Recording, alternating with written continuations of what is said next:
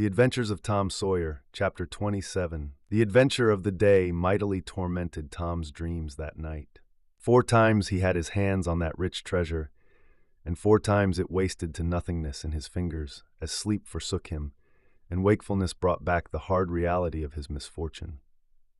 As he lay in the early morning recalling the incidents of his great adventure, he noticed that they seemed curiously subdued and far away, somewhat as if they had happened in another world, or in a time long gone by.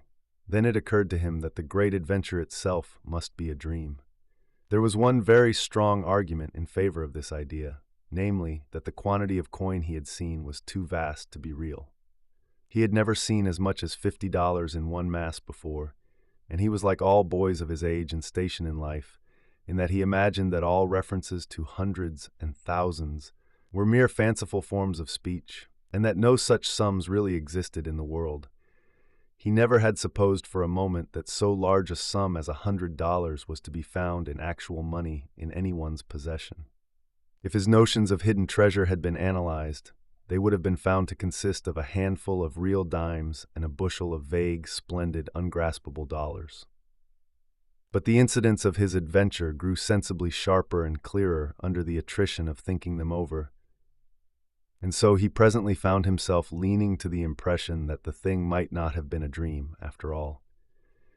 This uncertainty must be swept away. He would snatch a hurried breakfast and go and find Huck. Huck was sitting on the gunwale of a flatboat, listlessly dangling his feet in the water and looking very melancholy. Tom concluded to let Huck lead up to the subject. If he did not do it, then the adventure would be proved to have been only a dream. "Hello, Huck. Hello yourself." Silence for a minute. "Tom, if we'd 'a' left the blame tools at the dead tree, we'd 'a' got the money. Oh, ain't it awful?" "'Tain't a dream, then. 'Tain't a dream. Somehow I most wish it was. Dogged if I don't, Huck. What ain't a dream?" "Oh, that thing yesterday. I've been half thinking it was." "Dream? If them stairs hadn't broke down, you'd 'a' seen how much dream it was. I've had dreams enough all night, with that patch-eyed Spanish devil going for me all through 'em. Rot 'em. No, not rot 'em. Find 'em. Track the money." "Tom, we'll never find 'em. A feller don't have only one chance for such a pile, and that one's lost. I'd feel mighty shaky if I was to see him anyway." "Well, so'd I, but I'd like to see him anyway, and track him out to his number 2. "Number 2, yes, that's it. I've been thinking about that, but I can't make nothing out of it. What do you reckon it is?" "I don't. It's too deep. Say, Huck, maybe it's the number of a house." "Goody. No, Tom, that ain't it. If it is, it ain't in this one-horse town. They ain't no numbers here." "Well, that's so. Let me think a minute. Here, it's the number of a room in a tavern, you know." "Oh, that's the trick. They ain't only 2 taverns. We can find out quick. You stay here, Huck, till I come." Tom was off at once. He did not care to have Huck's company in public places. He was gone half an hour. He found that in the best tavern, number 2 had long been occupied by a young lawyer, and was still so occupied. In the less ostentatious house, number 2 was a mystery. The tavern keeper's young son said it was kept locked all the time, and he never saw anybody go into it or come out of it except at night.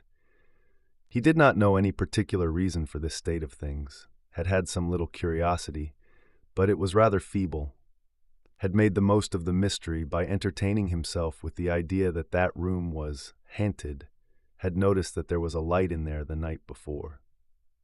"That's what I've found out, Huck. I reckon that's the very number 2 we're after." "I reckon it is, Tom. Now what you going to do?" "Let me think." Tom thought a long time. Then he said, "I'll tell you. The back door of that number 2 is the door that comes out into that little close alley between the tavern and the old rattle-trap of a brick store.